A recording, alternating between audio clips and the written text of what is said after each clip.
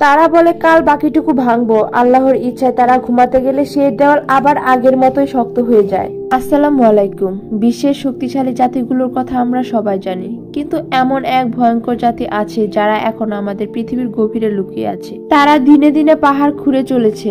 যেদিন তারা বেরিয়ে আসবে সেদিন এই পৃথিবী ধ্বংসের মুখোমুখি হবে। কুরআন এবং হাদিসে বর্ণিত ইয়াজুজ মাজুজ জাতি কারা, তাদের মুক্তির পর আমাদের দুনিয়া কেমন হবে? হাজার হাজার বছর আগের কথা।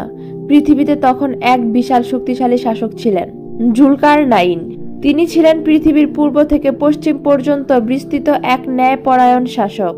একবার তিনি এমন এক দুর্গম এলাকায় পৌঁছালেন যেখানে দুটি পাহাড়ের মাঝে এক সংকীর্ণ গিরিপথ ছিল। সেই গিরিপথের ওপারে বাস করত দুটি বর্বর জাতি, ইয়াজুজ এবং মাজুজ। তারা ছিল ভয়ঙ্কর ধ্বংসাত্মক জাতি। তারা আশেপাশের জনপদে আক্রমণ করত, ফসল নষ্ট করত এবং মানুষকে দাস বানিয়ে নিয়ে যেত। এই এলাকার দুর্বল মানুষজন জুলকারনাইনকে অনুরোধ করল, হে পরাক্রমশালী শাসক, আপনি আমাদের জন্য ইয়াজুজ মাজুজের হাত থেকে রক্ষার একটি প্রাচীর তৈরি করে দিন। জুলকারনাইন ছিলেন একজন আল্লাহর প্রেরিত বান্দা। তিনি বললেন, তোমরা আমাকে লোহা এবং তামা এনে দাও। তিনি দুটি পাহাড়ের মাঝে বিশাল এক লৌহ তামার মিশ্রিত প্রাচীর তৈরি করলেন, যা ছিল অসম্ভব শক্তিশালী। ইয়াজুজ মাজুজ জাতি সেই প্রাচীরের অপর পাশে চিরকালের জন্য বন্দী হয়ে গেল। তারা তখন থেকে সেই প্রাচীর ভেঙে বেরিয়ে আসার জন্য প্রতিদিন চেষ্টা করছে। কুরআন এবং হাদিস অনুযায়ী ইয়াজুজ মাজুজের মুক্তি হবে শেষ জামানার এক অন্যতম ভয়ঙ্কর নিদর্শন। তারা প্রতিদিন সেই প্রাচীর ভাঙে, কিন্তু যখন প্রায় ভাঙার কাছাকাছি আসে তখন তারা বলে, কাল বাকিটুকু ভাঙবো। আল্লাহর ইচ্ছায় তারা ঘুমাতে গেলে সেই দেয়াল আবার আগের মতোই শক্ত হয়ে যায়।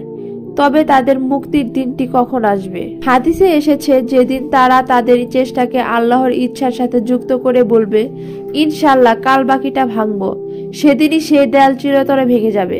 যখন তারা মুক্ত হবে তাদের সংখ্যা হবে লক্ষ লক্ষ। তারা এতটাই ক্ষুধার্ত এবং ধ্বংসাত্মক হবে যে তারা পৃথিবীর সমস্ত মিষ্টি জল পান করে ফেলবে। তাদের সামনে যা পড়বে সব ধ্বংস করে দিবে।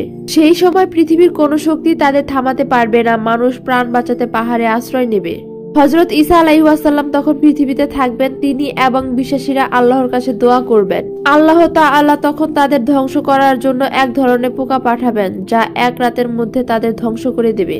ভিডিওটি যদি বিস্তারিত জানতে চান তাহলে কমেন্টে জানান, আমি একটি পুরো বিস্তারিত ভিডিও বানাবো। ভিডিওটি যদি ভালো লাগে তাহলে একটি লাইক, কমেন্ট, শেয়ার আর সাবস্ক্রাইব করবেন। ধন্যবাদ।